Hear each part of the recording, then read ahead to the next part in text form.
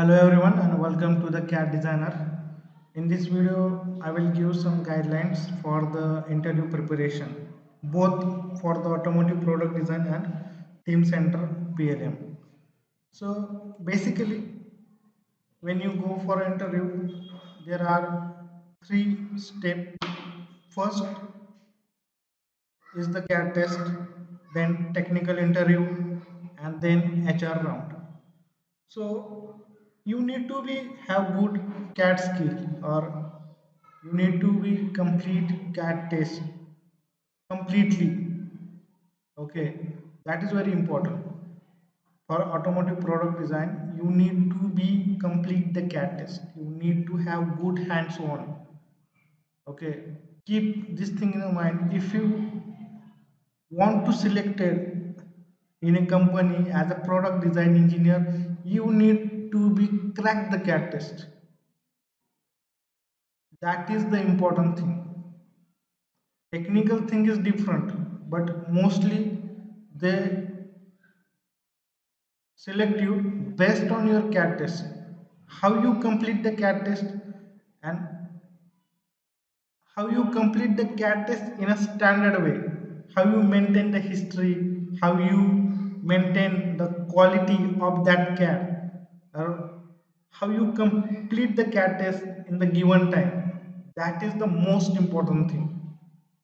80% your selection is depends on the CAD test.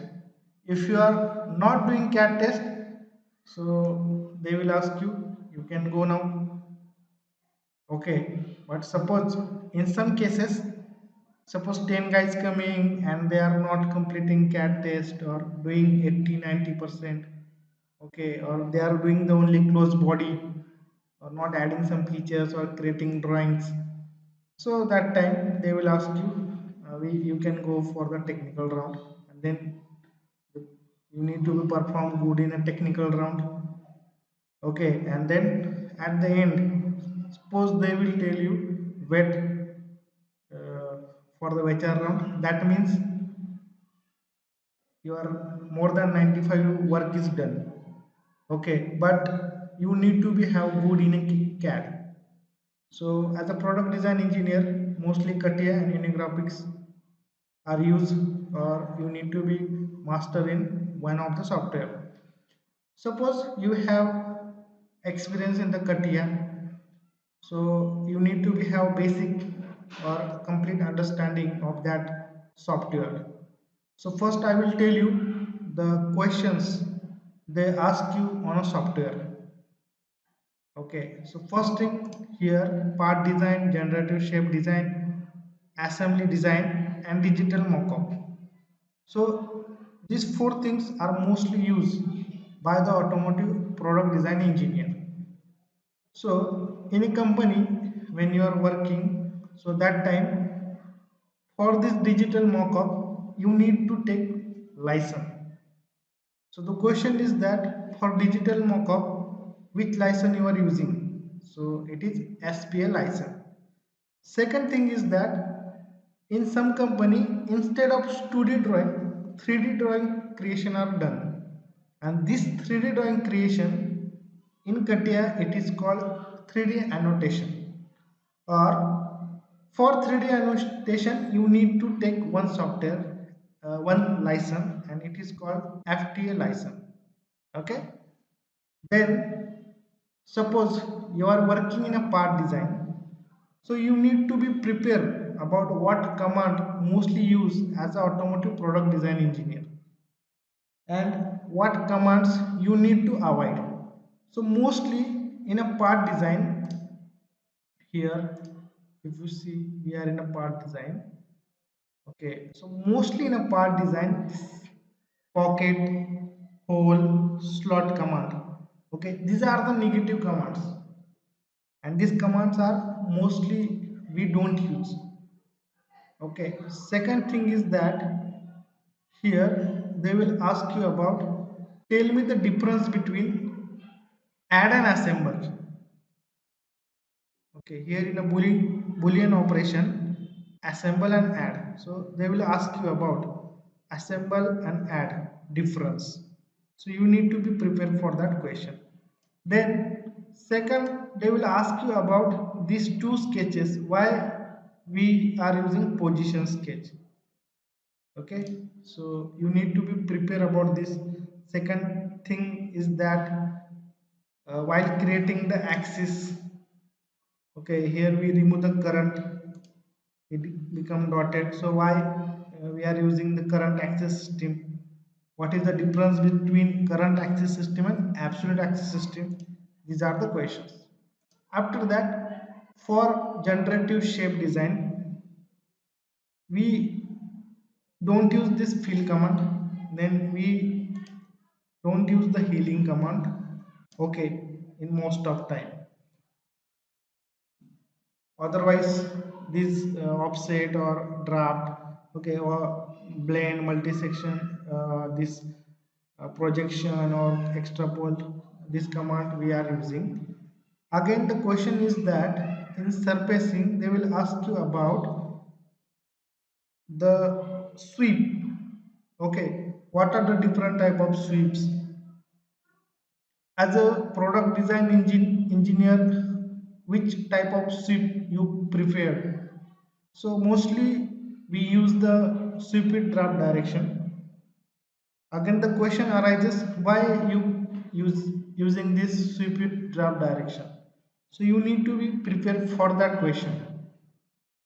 Okay, because we when we use this sweep it draft direction here in the second option, sweep it draft direction, we give the input draft direction. So we need to clear the path in the tooling direction. So here draft direction we consider as a tooling direction. So whatever the surface we created, it gets automatically cleared in the tooling direction, or we can maintain the angle as per our requirement. So that's why we are preferring this sweep it draft direction type. Okay. Then in assembly design, you need to have knowledge about how to constrain the complete product properly. Okay, then suppose you go in a here digital mockup. Okay, you are in a digital mockup workbench. So you need to be have good understanding about this, how they will ask you question, how you calculate the clash, or how you compare the product. Okay, what is use of this DMU space analysis? So it's used to check the clashes between the part, and second is that to compare the part product. Okay, so many time what happen, you work on a one part. Okay, today you are working and after 3 months it goes on changing, features are moving, and then you need to compare this. Sometime you need to compare and you need to make presentation.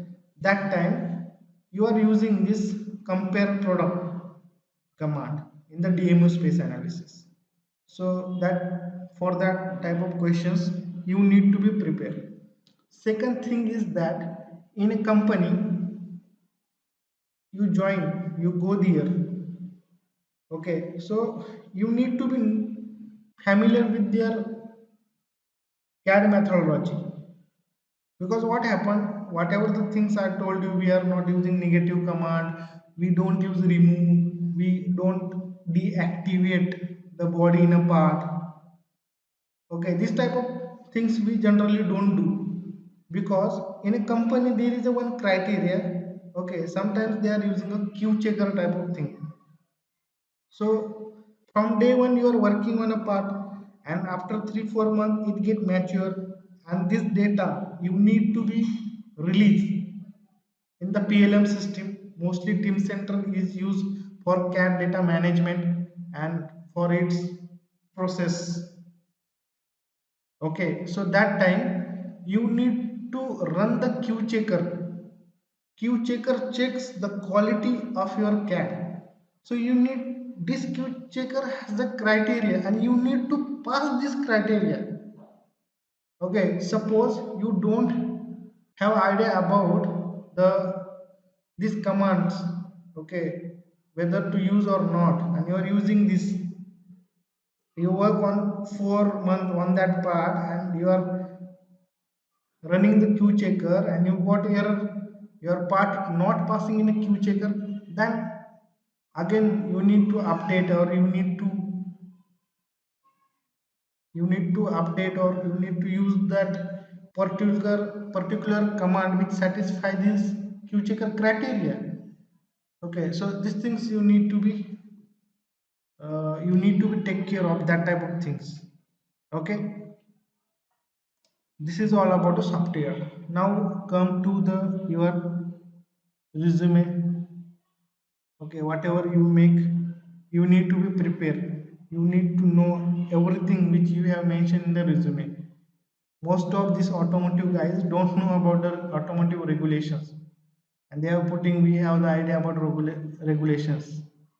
Okay, if you have idea it is good thing, but if you don't have any idea, or you don't have any real time experience, or you don't have any example to explain, so don't mention that type of things.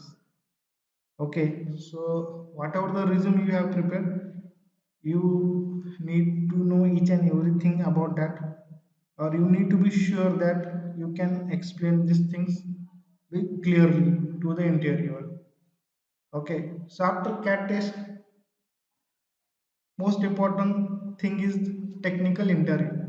So first question mostly asks, tell me about yourself. So in that you need to mention your name, then from where you are belonging, then from where you are completing your degree. Okay, then you tell about whatever your experience. Okay, suppose you have earlier worked for a two company, so you told them I have 4 year of experience. Initially I starting my career at XYZ company. I worked there for more than 1.5 years, and after that I have joined the ABC technology company, and currently I am working with that more than 2 years. Okay, and then during this time I have worked on that. Whatever the project you have worked, you need to be mentioned clearly. Okay, and then second, you need to be have clear idea about how you are working in a company. Okay, you need to be have complete process idea. Okay, what is design and development process in your previous organization. So these things, for that thing you need to be prepared, especially if you explain the process in a way here I have mentioned. Okay, that will help you, because interviewer asks its next question, it depends on that type of things. Okay, you tell about the initially I got the input style. Then question is that in what format you are getting input style, which document also you are getting with the input style.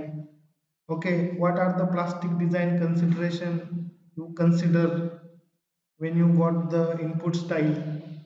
Okay, he will be ask you about the style analysis, what you check the style, what are the different criteria for checking that CAS or class A surface. Okay, then you need to be tell about the benchmarking. Okay, or benchmarking is specially based on this packaging and locator and feature assembly. Because what happened in a benchmarking, we study the previously existing part physically or in a CAD. Suppose your company doing some similar type of project. Suppose you were working on a door panel and your company work already release one door panel, so you can do the benchmarking of that. Benchmarking is that you get idea about the concept, features or packaging of that product, and same concept, packaging, feature or assembly sequence you use in a current product. So you need to be have idea about that type of things, the packaging, locator and features you are using on a part, then assembly sequence you considered. Okay, then tooling considerations, DFM and mold for report.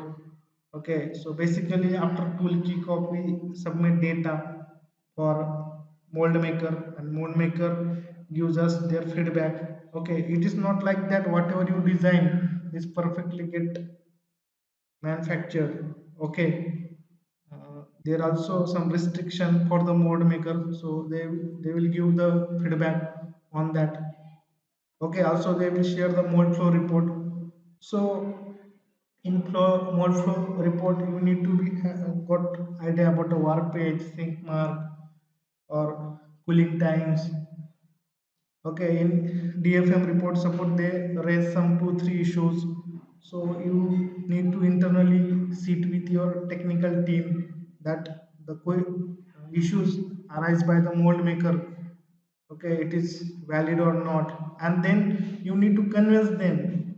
Okay, you can do it. Okay, but some issues it also create difficulty for the mold maker and also for our product.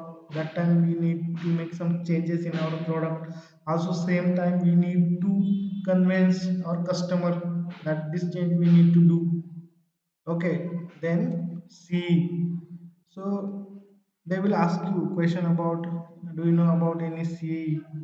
So you need to tell about in the product design that you need to know about this vibration analysis. So what are the consideration? How you submit the data to the vibration analysis?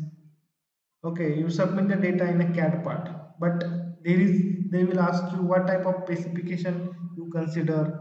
Suppose you don't have idea about the specification consideration for say analysis, then you can tell them directly, I don't have too much idea about that. But I saw that there is a one document in a company which is given by the OEM. Okay, so accordingly, this type, some type of frequencies are taken, and they by taking these frequencies they run the vibration analysis. Okay, and when we submit the data to the CE team, that time we submit this cat part plus we submit the coordinate at the mountings, whatever the mountings. Okay, so we take the center, and the center which has the xyz coordinate, we share the snapshot of that to the CE team. And after all that validation, we go for the prototype making. We make the prototype type and we check it physically, it is okay or not. Okay, and then we take the final decision to go ahead. Okay, so these are the some basic process you need to be prepared, or whatever the process you have in your company, you need to be prepared for that. Then here, general question is ask on which part you work, then how many part in door panel. Okay, then assembly sequence. You need to have idea about the assembly sequence. Then what input you get from the OEM, part thickness and material you considered. What are the issues coming with the designing in a part? You are a CAD design engineer, and while working on a part, now you are facing a lot of issues. Okay, it's not easy. You directly close the body in, you put the doghouse on that, you are putting the different features. Okay, it is challenging, you will got lot of difficulties, so you need to be have idea about that difficulties, or you need to be prepared for 3 4 difficulties so you can explain them. Okay, in the lifter direction, the base surface is not get cleared in the that lifter direction. That time you need to change that direction. So or you need to sometime remove or add the material to get cleared in that lifter direction. So this is the one type of issues, so you need to prepare for different type of issues. Then from you, where you get the part thickness, who decide the material. Okay, so there are part thicknesses considered by the benchmarking study, or this material is selection is sometimes we got requirement from the OEM that you need to use that type of material, or internally we have the this material specialist engineers, they will help us to decide the material. Then what are the issue comes while designing the part? I have explained this question. Then basically this, suppose this is the door panel and you are work on the door panel project. So you need to know, first question is how many part in a door panel. Okay. Second question is what are the assembly sequence. Okay. Then on which part you have worked. Suppose you told them I work on door, lower door trim, switch bezels, then map pocket. Okay, then they will ask you about their assembly sequence. Then they will ask you about the, you create the close volume and you assemble this map pocket on the load or trim. So how, which features you are using, what is the height of the feature, what is the distance between two feature, which feature you are using. Okay, mostly indoor panel heat stack is used to fix this map pocket with the lower door panel. Okay, then they will ask you about 3 to 1 principle, how you consider 3 to 1, show me. Okay, that time you need to show by creating the sketch to the interior, that in that way I have considered the XYZ. Okay, sorry, 3 to 1 principle or RPS system, or the datum you are considered. Then next is that they will tell you about draw the section of the door panel. Okay, suppose this lower door trim map pocket. They will tell you draw the section. So you need to create one this type of sketch, and here you need to show from where you are cutting. Okay, the door panel and showing the section. So here is the section. You need to mention the thickness. Okay, for that load or trim map pocket. Then this is the heat stack, or it is also called welding cylinder. So you need to give its dimension, the thickness you are considering at the base, okay, to avoid the sink mark. Then technical functional dimension of that heat stack. Okay, this top rib height, it's OD. Okay, how you consider the OD, then how you consider the height of this rib, total height of the heat stack. Then at the base, why, suppose you consider this 0. Okay, 40% of the overall thickness, you done here thickness variation of the 40% of your base thickness. That is, suppose you have 2.5 thickness and at the base you consider 1.5. So why you consider this? Okay, why you are not considering 0.6? So for that questions you need to be prepared. Okay, then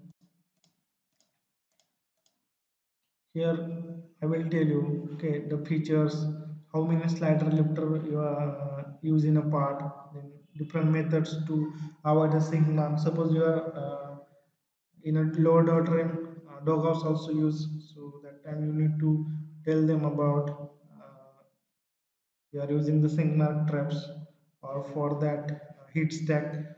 Okay, the visible area, or where there is a chances of sink mark coming that location you are doing the coring. Okay, it is metal addition and metal removal type of thing. Then you need, suppose in some part clip tower use, so you need to have idea about the clip tower is functional dimension, how it get created in the part design. Okay, then you need to have the complete idea about the functional dimension of the snaps. So these are the things. Then this is the basic why PP material used in the airbag. Okay, it has less density and we need to burst the airbag. Okay, by bursting the air mechanism. This airbag mechanism works and it save the passenger, okay, who is sitting inside the vehicle while accident happen. Okay, so this is the thing why thickness variation. Okay, then these are the things. So for that you need to be prepared. Whatever the part you are working, you need to have its dimension in xyz, okay, approximate dimension idea. Then you need to know about its thickness. You need to know about number of features are using, how many slider lifter considered in a part. Suppose in a part the ribs get added, so which type of ribs you are using, thickness of the ribs, height of the ribs, okay, distance between the two features, 3 to 1 principle of that, and what are the difficulties you are facing while creating the CAD. Okay, sometimes they will ask you about DFMEA, design failure mode effect analysis. So for that you need to be prepared for that. Again, one general question for the pressure, they will ask you about stress strain curve. Okay, so you need to have overall idea about this. Also, they will ask you about the different plastic defects, or mainly this sink mark you need to prepare, or for that weld lines, or how to avoid the weld line in a CAD, or how to avoid the sink mark in a CAD, why sink mark is coming, or you need to have idea about this warpage type of things. Okay, then you need to have detailed idea about the how you manage the data, how data get processed. Okay, once you submit the data to the tool maker, you get DFM or MFR report, and after you making correction in a part, you release the data for tool cutting, and after tool cutting you got the part sample. So that time what is your role, how you support for the part built up activity. So all these things you need to know and you need to explain them. Okay, so this is all about the interview preparation. I hope you understand. Then for the team center, you tell them that you have whatever the experience you have. Suppose you have working experience for 3 years, and in that you work as a support or admin. Okay, or suppose you work as a support but want to switch in an admin, or you have knowledge of that all the admin type of things, okay, like BMID, workflow, or access manager, query builder. So that time you tell them you have 2 year of experience in a support and 1 year of experience in the admin. So when you tell them you work as a support, so you need to be prepared whatever the issues you are solving on the daily basis, because you when you work as a support, there are L1 L2 type of support, and second is L3 L4 type of support. So basically those who are at the initial stage, they are working as a L1 L2 support. So that time the issues coming from the end user, okay, and that issues coming from end user through the ticketing system, and you need to solve this ticket. That means you need to support that user. Okay, and once you solve the issue of that user, okay, your ticket get solved. So you need to be prepared up to the 10 issues you are facing daily basis or you are solving. Okay, so interviewer can believe that you have a real-time working experience. Okay, because nowadays lot of guys who have the real experience, some guys doing the courses, they go for interview. So that time our responsibility is that you need to make sure to the interview that you have the real-time working experience. So you need to prepare for that real-time criteria or real-time troubleshooting issues you have solved. Then for admin, you need to be have work on one of the project. Okay, and suppose you don't have working experience in a project, you need to be have idea about the admin activities, how the project comes. Okay, who give you the requirement. Okay, suppose you are working in a company and you have a client, and for that you are implementing configuring the team center. So consider one automotive company, they are creating the console. Okay, they are doing designing of the console, and for that company you are configuring or implementing the team center, so you need to have idea about that product. Also, you get the requirement from the business team in the excel format. And in the excel format, suppose you work on a bmid, so the requirement is like that, this is our material, and for that material you need to create the lov. Okay, or suppose this is our business object, and in the business object you only one cat part is need to be get attached, no other cat part, okay, with any other relation. So this type of different requirement comes, so you need to be prepared for that requirement, you need to have the complete understanding of requirement. Okay, suppose, so first thing is that you can ask them, I work for xyz client, and they need to implement the team center for their console design project. So we have created the business object. Suppose you have not created business object, or you have not created the properties, but you have work on the LOVs. So that time you tell them there is a material code property, and for material code property they need to create the LOV. So I have created the LOV. Then suppose I told you requirement that in the item revision only one cat part need to be attached. Okay, with specification relation or some other relation. Okay, or if user going to create this, or user going to add the second data set of that cat part, okay, that time it need to be show the error. So for that time you need to use the grm rule. So you can tell them, I am using the grm rule, the requirement is like that, for that I am using the grm rule. Also, suppose you have work on the workflow designer, so you tell them they have the different release process for their data: proto release, manufacturing release, design release. So I have created the workflow for the design release. Then how, what is the workflow? Okay, you need to prepare for that. And reviewer, or when it get rejected, okay, what type of, there are different eight tasks, so which task you are using, okay, which action handler, rule handlers you are using while creating this workflow. Okay, then also there is a process amendment list. Okay, you need to be aware about that.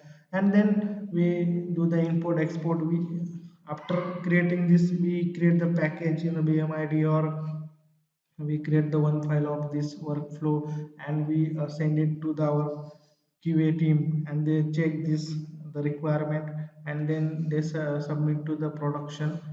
Okay, and this deployment team release the data. Okay, release these things on the production server. So you need to have idea about this. So technically you need to be prepared for that team center interviews. Whatever the things I have mentioned in the my course, suppose you have that much idea, you can able to work in the admin. So I hope this video will help you definitely, or add some values. So please like, share and subscribe our channel. Thank you.